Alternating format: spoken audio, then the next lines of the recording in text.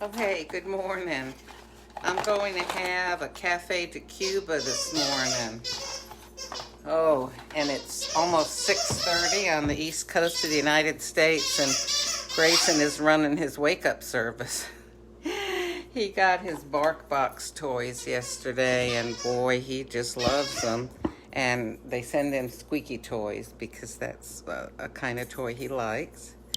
So, here we've got the Cafe de Cuba. It is a 7.77 ounce. And I've got milk in my cup. If you've been following me at all, then you know that actually I received 3 of these cups. Oh, hey, Joe.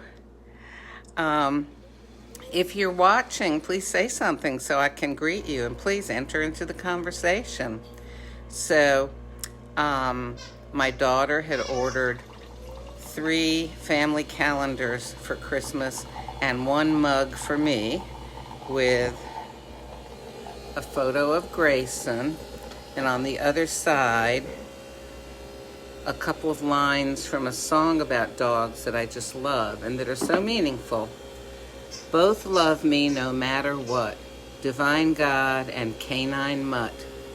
I take it hard each time I fail, but God forgives, dog wags his tail.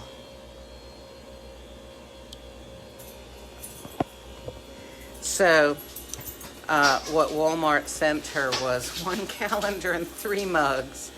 Anyway, when she called them to see what should I do because they had charged her for all 3, they said just keep them. So she gave me all 3. So, oh my goodness, I get to use them more than just, once every few days. Grayson, are you playing with your toy? Here, we'll just let you say hello, say hi. I was 2 yesterday, and I'm healthy and strong, and 67 pounds, right? Okay. Well, this is what I wanted to tell you about this morning. Okay. This is about hope, all right? And the fact that things may look to you like they're static. Static means staying the same, unchanging, okay? But when you have hope, you can know that things may change. You know the saying, oh, hey, good morning, Kayla. Where there's life, there's hope, And I remember Mr. Rogers always used to say, if something is alive, you know it's alive because it's growing and changing, okay?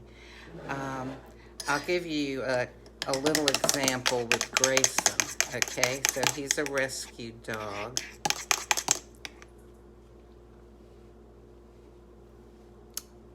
So nice and bold. And when I got him, I think that he might have been kept in a kennel all the time, in a crate, and not let out. And let me turn one of these lights off. There, that's better. Got some candles going here to make the house smell nice. Anyway, so when I got him, once he was in a crate, he was okay. But to get him in there, he was like 65 to 70 pounds at the time. This was 6 months ago.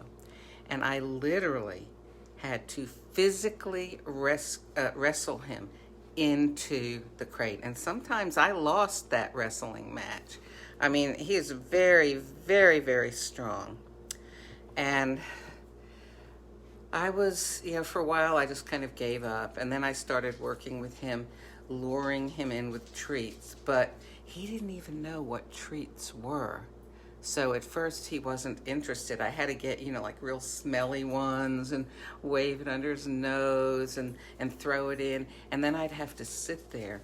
I'd sat there sometimes 15, 20, 30 minutes waiting for him to finally sort of venture in. And at first, the first part of his body he put in, and then if I had to go out and couldn't take him, I'd give him a shove, and close the door. Well, this went on to greater or lesser extent for 5 months.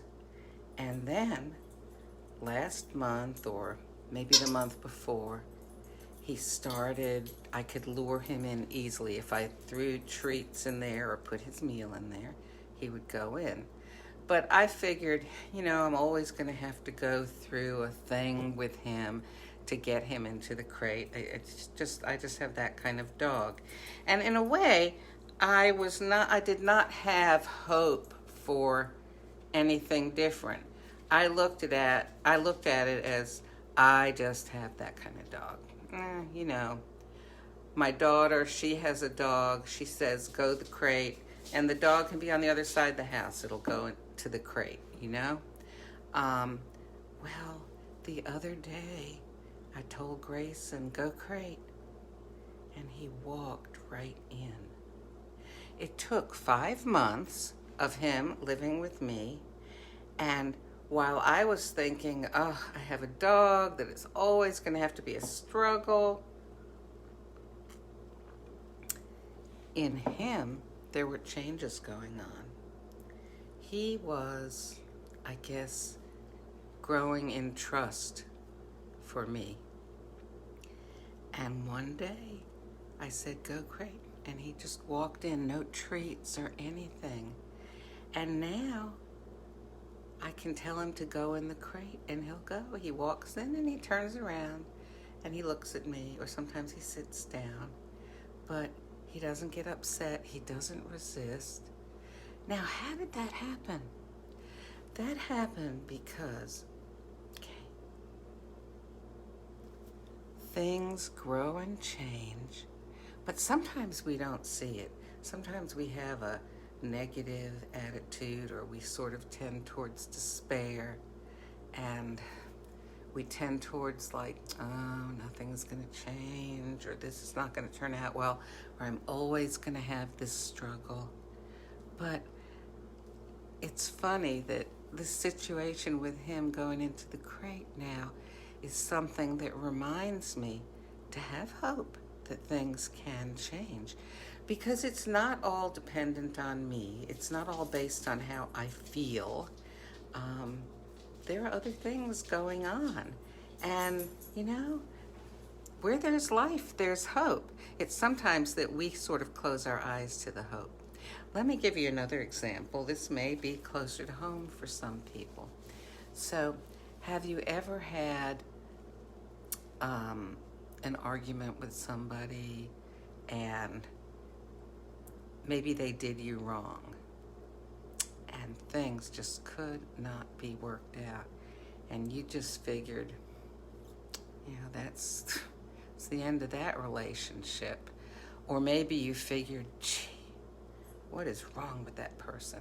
You could have had, let's say, attitudes that were less than hopeful, because it's hard to say, I hope that things are going to work out when somebody has wronged you or hurt you. It's kind of against human nature to have that kind of attitude where you're hopeful things will work out. You might have it for a little while, and then maybe over time you just kind of get worn down and you give it up. But then, maybe this has happened to you. I hope it has. One day the person comes and says, remember when I said this and I did that?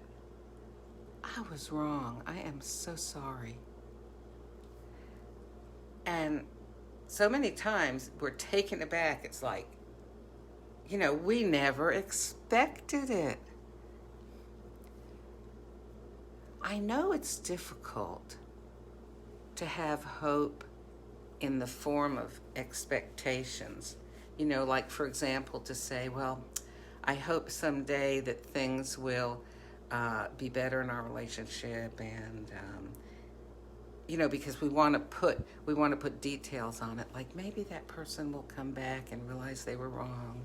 And or sometimes you know how it is, different people see things different ways, and we may think, well, I don't know, maybe I was wrong, I don't know, maybe we're just not meant to be friends, maybe win a few, lose a few. It's very difficult when you're not seeing some kind of change going on. Like when I was not seeing whatever going on in Grayson's mind and heart, where he was learning to trust me, that he could listen to me to go into the crate, and I would come back and I would let him out after a while, and it's difficult to imagine and to see what's going on in that other person's heart and mind that you have had a broken relationship with. But where there's life, there's hope. Things that are alive grow and change. And maybe it just kind of will help, even with the world situation these days, to realize that things can change, and try to leave that door open just a little bit to let in that glimmer of light that's hope.